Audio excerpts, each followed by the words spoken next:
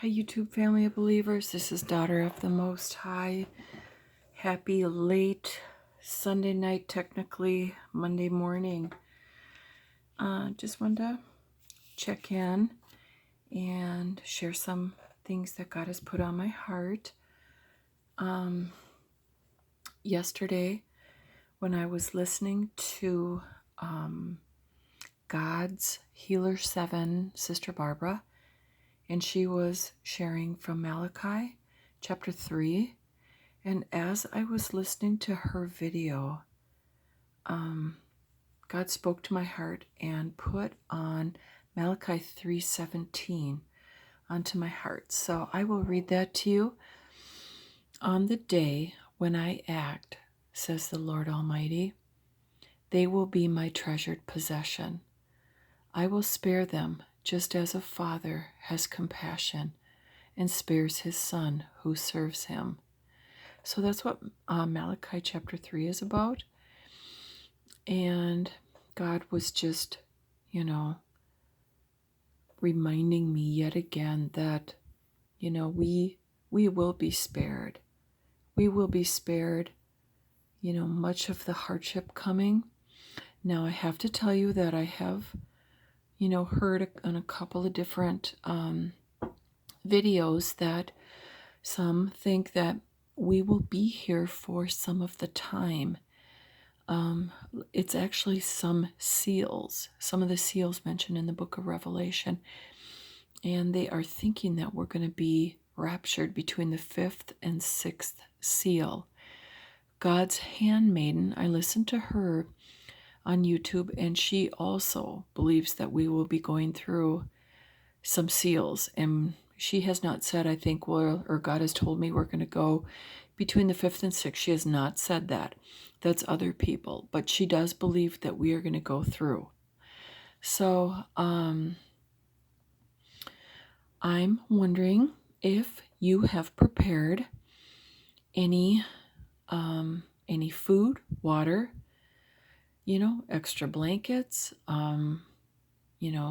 whatever that we would need in war times. If power's out, we're going to need candles and matches or lighters, and we're going to need some heating things. I'm thinking charcoal, and I have a little mini grill, those little ones you take to the lake or whatever, and so I could light charcoal in that and cook some food or for warmth if I needed it.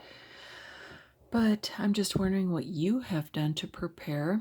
Now, I know some believers think we're not going to go through anything, and that's what I was thinking too. But as time goes on, I'm beginning to think we're going to go through some of it. And there's so much going on in the world and in Israel and everywhere. And I think many people, both believers and unbelievers, think that we're heading towards our third World War.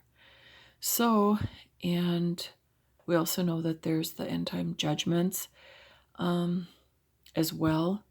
And so things could be very tough. And so we probably need to prepare. Now, I've not started that. And in my opinion, I don't consider that real easy. Most of us live check to check. So it's going to take some doing. If we're going to spend a couple $100 in canned food and, maybe bins and canned food and candles and charcoal and, blankets or whatever we need, clothing things, I'm not sure, what things are going to be like. I've never lived like this in a wartime, and those, that may have more insight into that, but I've never lived, in that way. So it is kind of alarming for me. But I want to be, prepare in some way so that we can have some and then some to share, because we know that some people are not going to prepare. And I know that it would be wonderful to have enough food to share with others, so we have to get some non-perishables and have those ready and be able to give some to other people that are probably starving and not taking the mark. Now, I'm not sure at what point the mark of the beast comes in. But maybe, it may or may not be because of the mark. It may just be war times when things are not functioning normally. So the mark is probably, I read the book of Revelation, but I'm reading and listening every single day, just like you guys are every day. But I don't remember exactly when the mark is. I think that's mid-trib, but I'm not sure. You'd think I'd know with everything I read, but and so it would be nice to be able to have some extra stuff for those that did not prepare, or maybe that gets saved after, or whatever the situation is. So just a little heads up there on that, just thinking about that and praying about that. I also wanted to share that God talks to me through the numbers. So I just want to share some of the things that have been going on there. Now, the other day I was driving my car. This is in one trip, start to finish. I see a license plate. God speaks to me through license plates.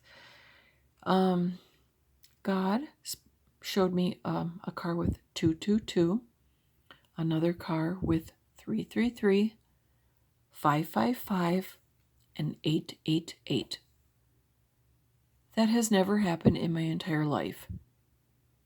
I see license plate with the three numbers, 888, 555, 222, 333. Yeah, that never happens. And it happened all in one half-hour drive. Yeah, it was.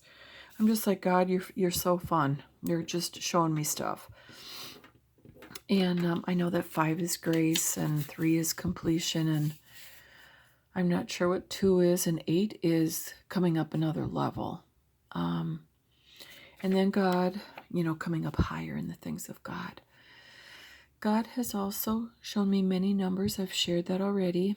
But the new number that he's shown me a few times is 216. I will see 216 on the clock.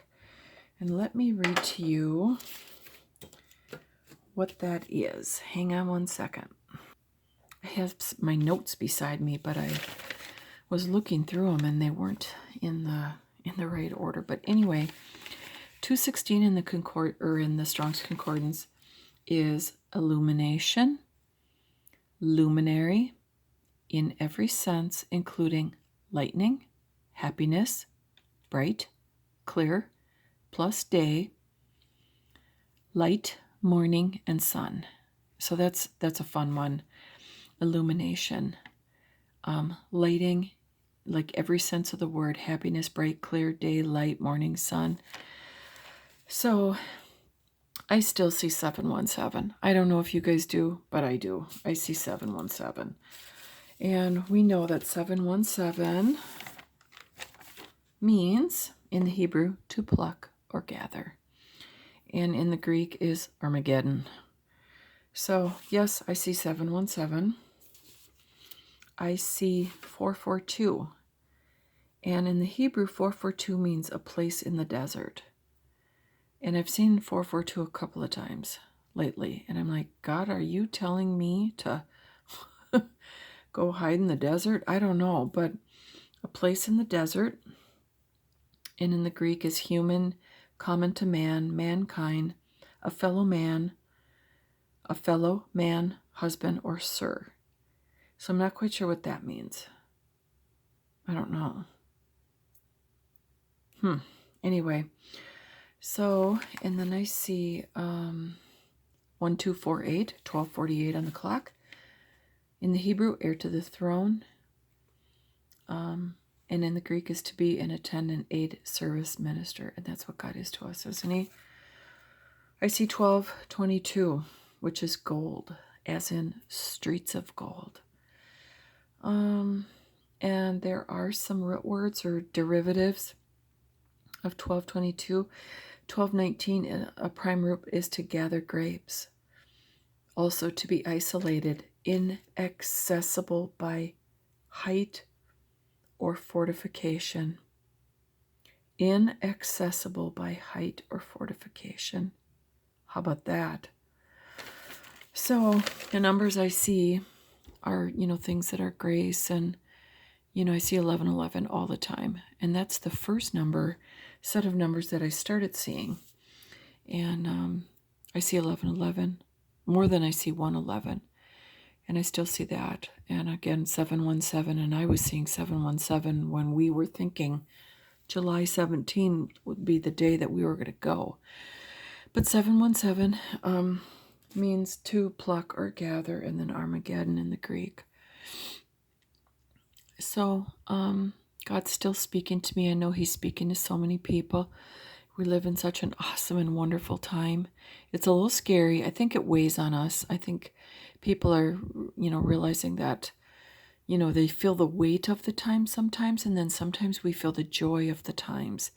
And so it's really a mixed thing. It really is a high, and a low, sometimes. So we just have to, when we start to feel afraid or afraid for others, that we're not sure about their walk or things like that, it's just to pray and trust, and remember the promises in the Word and share as much as we can with others and the lost and the sleeping believers. I am not one that believes lukewarm believers will be going. I don't think so. I think they're going to have to go through the trib. But I'm not sure, and of course I hope not. I don't wish harm on anyone. It's just the lukewarm church it's a sad state. And God has said that in several prophecies, that the church is not ready for the times we live in. And much of the church isn't. Now, some of the church is awakened, including myself, and some of it is just slumbers, because I don't know about you, but we all have our channels. But I post on my Facebook timeline, and I will post all sorts of things, and I get very few likes. I get very few acknowledgments. People seem to want to hide in a cave or just, scroll right by. And I don't want to see that. I know she posts that stuff. I don't want to see it. I don't, yeah. So I don't get a whole lot of feedback or input on my Facebook. I don't. But I do enjoy the YouTube family of God. It has been an enormous blessing for me. I've been listening probably for about a half a year now, and maybe a little longer, half a year, 7 months, I'm not sure. And just to throw it in there, the first video I watched was Midnight Hour Oil, Melissa, sharing about Maurice Sklar's when he was taken to heaven, and in the courtrooms of heaven, when Satan was demanding his time on the earth. Because I don't know if you know this, but we were supposed to go, and like in 2015 or something like that, and the court was petitioned and granted a longer period of time on the earth for more people to come in. Praise the Lord.